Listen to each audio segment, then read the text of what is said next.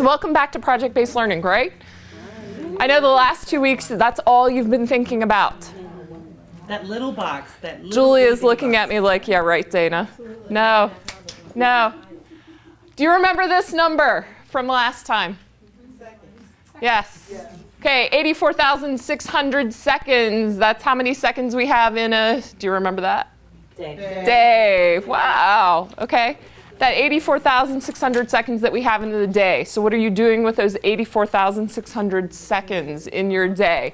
More specifically, looking at roughly, on average, you have about 3,000 seconds with your students per day, per class period, and we'll ask that question again. How do your students spend those seconds in your classroom? So that's the thing that we want to continually keep in the back of our minds, because if we remember our little quote from Einstein here, when we think about education, we don't want it to just be the learning of facts. And in fact, I was inspired to write a blog post this past week when my daughter came home. Both my daughters came home within the same week with worksheets. One worksheet, copyright 1992 on it. Yes, yes. The other worksheet for my little one who is 6 years old that's in the gifted program, she's reading a book called Frindle. I don't know if any of you read that. I haven't read it, but I've seen it. It's written on a 5th grade level, so I'm really excited that she's reading this book, but she came home with a packet this thick of questions, the who, what, when, where, why, and how questions. That was it. Not even predicting, not even inferring. So I wrote a long blog post on that about ending the era of worksheets, because it's not about the learning of facts, but the training of the mind to think. So that's really our whole goal with project-based learning and training the mind to think. And I do believe, and correct me if I'm wrong, did we briefly look at this slide last time? Did we? Very briefly. Okay. Keeping in mind and thinking about those real world problems that you could identify. And when we talked about driving questions this last 2 weeks ago, I said that at some point you might start thinking in driving questions when you're walking down the sidewalk, when you walk into the school, when you go to the grocery store, when you start to be confronted with problems, however trivial they may seem. What are those problems? I actually graduated from Virginia Tech, so I get the updated magazine every quarter. And this quarter, on the front of the cover of the Virginia Tech magazine, it was all about their agricultural program, because it's a land grant university. And at the front cover, it talked about whether or not we're going to be able to feed all the people in the world. And they were looking at the number of farmers and the number of people that each farmer is able to feed, and how that number has to increase. And how the agricultural students at Virginia Tech, now they are looking at how can we possibly feed all of the people in the world based on the farming techniques that we have currently, and how can we improve those to keep up with the population as it's increasing. So thinking about those real world problems that we have and what they are. And there's a bigger problem than that. What? People want to make money and they don't want to be farmers because, well, it's hard work, even if you get the technology up to stuff, but there's other ways to make more money. Right. So, and not only that, do we look at corporate farms and what are the effects of having corporate farms? What are the negative effects of that? Are there positive effects? Do we have now genetically modified food, and how does that come about? So lots of different science that's involved, lots of different math that's involved with that as well. So just thinking about what these real world problems are. How many of you, anybody encounter a problem over the last 2 weeks that you said, hey, this might make a good project? Well, I was eating at Bonefish and I saw the little kids menu and stole it for the kids to do their math today because they don't have a clue in my room how to do next dollar strategy. They don't even know what the next dollar is. So just looking at $6.90 or whatever it was and then saying, well, what's the next dollar? I mean, they're not sure of the places. I have special needs kids. So they're still getting their places straight, so it wasn't really a problem, but it was a solution. No, but it's also a problem then. How can we train those minds to think, right? How can we train those minds to think so that they do understand those concepts? When I go to China on Friday, I'm really concerned about the whole conversion thing and what that looks like, because they only pay in cash pretty much in China. So I read that on the website. Don't expect to pay with your credit card. Everybody wants cash. Even when people pay their rent, they pay in cash, and everything's in cash. So I'm thinking, oh, okay, how am I going to deal with all of this cash, because we're not used to carrying the cash, and how do I know if I'm getting ripped off, because there's the whole website on what happens if you hand this denomination and they might exchange it for something and give it back to you because you're a tourist. So it's a real world problem that I'm looking at, right? So I'm going to challenge you to start thinking in these real world problems so that when I come back in December, we're thinking of some of those real world problems. But not only just the real world problems, because it can be real and it's authentic, right? Authenticity, real world. That's only one level of it. How do we make it real world to the kids so that they care? But then the other piece of it is the relevancy. How do I make it so that my students care about what's happening right here and right now? I was in Atlantic City last week and for a presentation, not to gamble. I only lost $80. So I was there for a presentation. Now, any of you ever been to Atlantic City? Okay. Probably a number of years ago, I would assume. The problem currently in Atlantic City is that the casinos are leaving. They're shutting down. By the end of the year, there will have been 4 major casinos that have shut down in Atlantic City. It's an authentic problem. How can we increase the economic capacity of Atlantic City? How can we, one of the things that they're looking at is how can we make it more family friendly? It's an authentic problem. But is it relevant to you guys? No. It's Atlantic City. Because my cousin has some kind of a place on the boardwalk. Okay. She and her husband, some kind of game thing. So we're able to make that relevancy connection there. But for the most part, it doesn't really matter to those of you sitting in this room. It's not relevant to what's happening to you in your own backyard.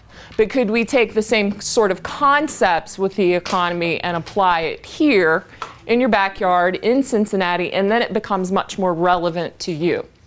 And then the final piece of it is the complexity piece. So when we're talking about our students that are having trouble with just looking at money and rounding up to the next dollar, that complexity level might need to be a little bit lower versus my 6-year-old who's reading at that 5th grade level that I'm complaining that she's not moving beyond the knowledge and the comprehension questions in her packet of information that she's been given in the worksheets. So that complexity level needs to be appropriate. And that's where we can start thinking about differentiation for our students, some of the personalization and individualization, and working with that within a project. So what do each of our students need? Do we have ELL students that need additional reading material at their particular level simply because they have language barriers? Is that the issue that we're facing? Is it that we have a student in our classroom that's become quite actively outspoken and a behavioral problem? And maybe it's because they're, on some level, they're kind of bored because the complexity level isn't high enough. So the authenticity is just one piece of it. We also have to think about the relevancy piece, and we also have to think about the complexity piece, because all in all, then it comes down to this. What am I learning? How will I use it? And why am I learning it? How many times do you get those questions? A lot. A lot. Why do I need this? It's on the test, right? How am I ever going to use this? So ensuring that we can create something to where our students aren't asking why, they're not asking how, and they're not asking what, because they're being sucked into what it is that we're creating for our students. So what I'm going to have you do here is just to do a very quick exercise. I'm going to time you for a minute, and we're going to do a little quick write, because we spend most of our time explaining the what and the how to our students, right? And really, all in all, when we think about ideas and the spread of ideas, they get spread because of the why piece. So I will time you for a minute. I just want you to do a quick write. You can do it on your computer. You can do it on a Post-it note. You can do it on your legal pad that you brought because you were so prepared. why is authentic, relevant, and complex project-based learning important? Like, why would we want authentic, relevant, and complex learning to take place in our classrooms? So I will give us a minute. I'll actually maybe give you a minute and 15 if you need to grab something to write with.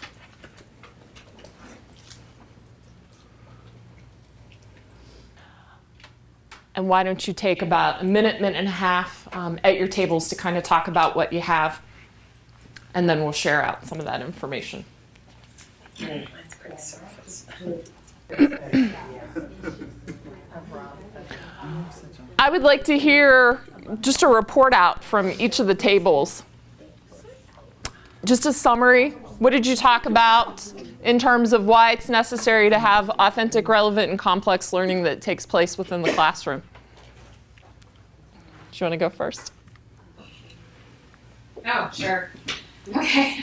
Basically, we all said different in a different way. What we want to know is that it needs to be engaging to the kids. They need to know that it's something real, not just all fake or just doing it to do it. And they need to know that at some point they're going to make a difference, maybe not now, but in the future, that what they're doing means something. I like that power to potentially affect change is a big piece of it. How about over here? I said authentic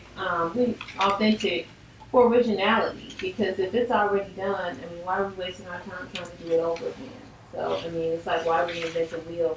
I mean, you can improve upon things, but being authentic, I think that's what drives our economy, the competitiveness. It's like, okay, something's already done, I don't want to do it over again. I need to be authentic. And relevant to make it meaningful. If it's meaningful, you're going to be passionate about it. And then complex, because we want challenges.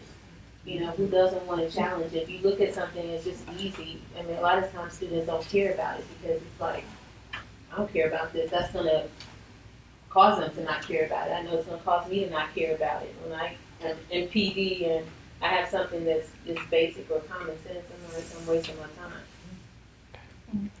Last table. Basically, we kind of said the same thing. It has to be engaging, it has to be relevant to them, help develop, critical thinking skills and things like that. I like that you mentioned the critical thinking piece to that, of course, because we don't want them to be at those lowest levels of Bloom's. A little bit later on, probably next time when I'm here, we'll get into more detail with Bloom's. So what we want to start to talk about is designing an actual project experience that focuses on student empowerment and what that looks like. And many of you in your classrooms, you have done maybe some project-based experiences, maybe some project-based experiences, or maybe just projects that need beefed up to have it be more project-based learning. So what we're going to do is we're going to talk about the essential elements of project-based learning. And we could do this with me just standing up here and talking to you, but you don't want to just hear me for the next 45 minutes talk at you about the different elements of project-based learning. So we're going to do it a little differently, and we're going to do it in such a way that you can use these techniques within your classroom. Because one of the things that I like to do when I do training on project-based learning is interweave different strategies so that you could leave at the end of 4 sessions with me and say, you know what, that project-based learning thing, Dana, forget it. But I walked away with this strategy that I could use or this strategy that I could use. So we're going to use some of those strategies tonight. And in just a minute here, I'm going to play a video for you of a group of students in Portland, Maine. They are middle school students that go to King Middle School. Now, you wouldn't necessarily think of Portland, Maine as being the hotbed for diversity in any way, shape, or form. But this school actually has 32 different languages represented in the school. They get a lot of immigrants that come in, a lot of refugee populations that are brought in by the churches, and they've become an extremely diverse community. So what is going to happen is this project explanation unfolds is you will see some time in the classroom, you will hear the teachers talking about it, you will hear the students talking about it, you will see bits and pieces of the project as they go through the project process. Now we need to keep in mind that it's about an 8-minute video. And in an 8-minute video, we can only see so much. So you might have additional questions at the end, and that's okay. But what I would like you to do while you watch the video is anytime you see something in the video that you kind of have this aha moment, that this is really different from what I might see in a more traditional classroom, I want you to write that down on a sticky note.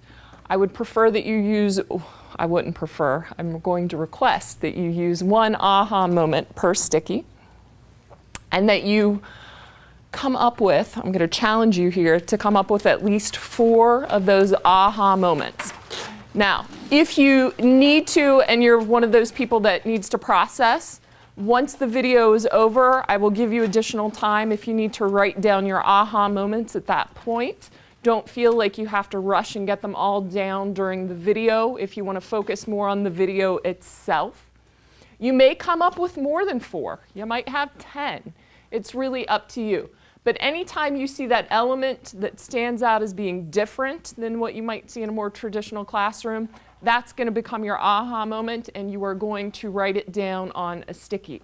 Now, if you, at the conclusion of the video, you say, you know what, I'm thinking that the teacher could have added this, or the teacher could have added that, and it would have made it more authentic or more real for the students, make sure that you write that down on a separate sticky as well.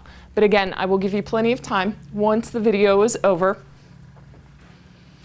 And so now we're going to take a walk into the halls of King Middle School in Portland, Maine.